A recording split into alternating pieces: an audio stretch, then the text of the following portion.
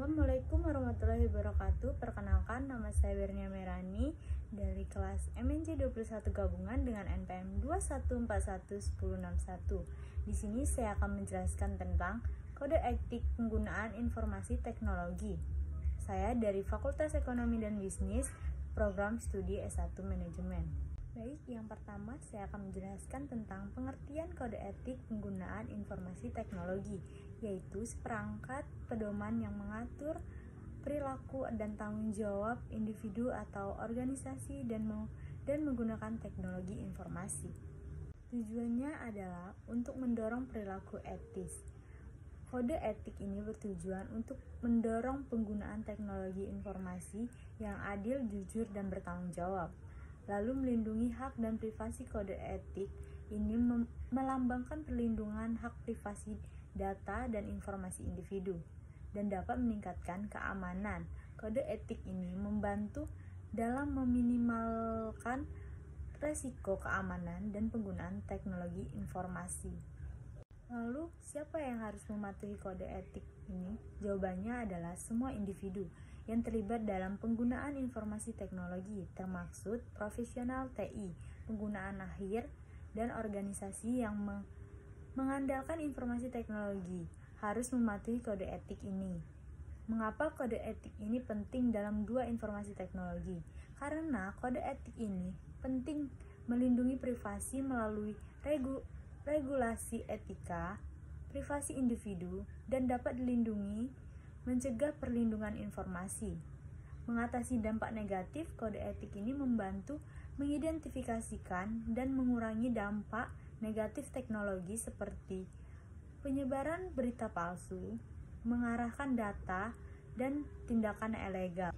Secara keseluruhan, kode etik penggunaan informasi teknologi adalah pedoman penting yang membantu menciptakan lingkungan yang etis, aman, dan profesional dalam dunia informasi teknologi.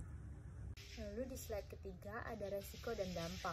Resiko dan dampak negatif jika kita mengabaikan atau tidak menerapkan kode etik ini. Jika kode etik ini penggunaan informasi teknologi diabaikan atau tidak diterapkan, berbagai risiko dan dampak negatif dapat muncul, termaksud yang pertama ada pelanggaran privasi data, yang kedua ada cyberbullying, dan yang ketiga ada kerugian reputasi, yang keempat ada gangguan ekosistem digital, yang kelima ada tindakan ilegal, dan yang keenam ada eksploitasi hukum. Dengan penerapan kode etik penggunaan informasi teknologi, resiko-resiko ini dapat diminimalkan, menjaga integritas. Dan yang keempat ada peran kode etik.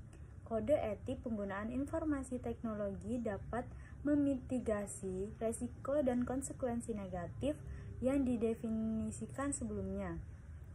Satu, ada data privasi. Kode etik dapat mendorong penggunaan untuk mematuhi pedoman pengguna. Kedua, informasi keamanan. Kode etik dapat mendorong organisasi dan individu untuk mengadopsi praktek keamanan cyber yang lebih ketat. Yang ketiga ada perundungan siber. Kode etik dapat melarang perilaku cyberbullying dan dapat mewajibkan individu untuk berkomunikasi secara hormat dan bertanggung jawab. Dan yang keempat ada tindakan ilegal. Kode etik dapat melarang tindakan ilegal.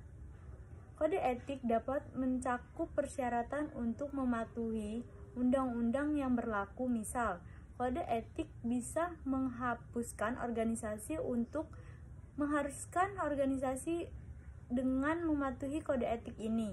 Organisasi dan individu dapat menciptakan lingkungan yang lebih baik lagi. Dan slide kelima ada contoh kasus. Salah satu contoh kasus nyata di mana kode etik penggunaan informasi teknologi berperan penting adalah pada kasus Facebook dan Cambridge Analytica 2018. Pada tahun 2018 terungkap bahwa bagaimana kode etik berperan penyalahgunaan data. Ini adalah contoh nyata di mana ketidakpatuhan terhadap kode etik yang terjadi. Praktik Cambridge Analytica menyalahgunakan pada penggunaan tanpa izin, melanggar prinsip-prinsip privasi yang diatur dalam banyak kode etik TI. Tanggapan Facebook terhadap masalah itu, setelah kejadian ini, Facebook mengambil tindakan seperti mengaudit penggunaan data oleh aplikasi pihak ketiga, meningkatkan kontrol privasi dan anggota. Kesadaran publik. Peristiwa ini juga meningkatkan kesadaran masyarakat tentang pentingnya melindungi privasi data yang menerapkan etika dan teknologi informasi. Banyak organisasi mulai lebih berkomitmen lagi untuk mematuhi kode etik di dalamnya. Dalam kasus ini, pelanggaran kode etik dalam penggunaan data penggunaan berdampak negatif pada privasi individu. Dan di slide ke-6 ada manfaat kode etik. Jika kita mengetahui kode etik tersebut, kita dapat mendapatkan manfaat. Contohnya, manfaat perspektif individu. Yang pertama ada privasi dan keamanan. Individu dapat menjaga privasi dan keamanan data pribadi mereka, merasa lebih aman dalam penggunaan teknologi. Yang kedua ada perlindungan terhadap cyberbullying. Kode etik dapat membantu mengurangi kejadian cyberbullying dan mencegah secara online, menciptakan lingkungan digital yang lebih aman dan nyaman. Yang ketiga ada peningkatan literasi digital.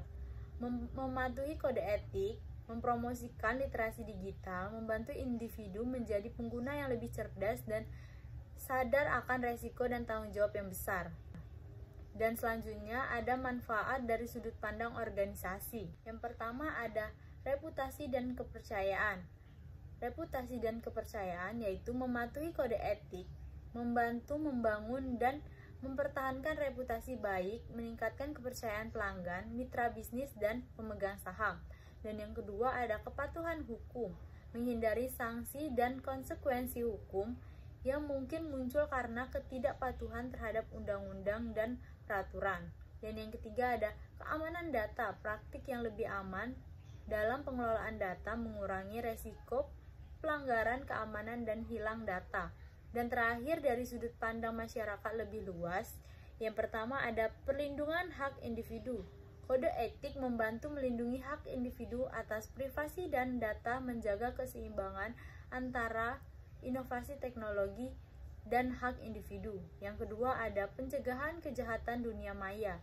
Dengan penerapan kode etik, masyarakat lebih luas dapat melindungi diri dari kejahatan. Yang ketiga ada peningkatan etika dalam teknologi. Kode etik membantu menciptakan budaya teknologi yang etis dan bertanggung jawab, mempromosikan penggunaan teknologi yang bermanfaat bagi semua. Banyak sekali manfaat yang dapat kita ambil dari menerapkan kode etik tersebut. Mungkin itu saja yang bisa saya sampaikan. Wabillahi taufiq wal hidayah. Wassalamualaikum warahmatullahi wabarakatuh.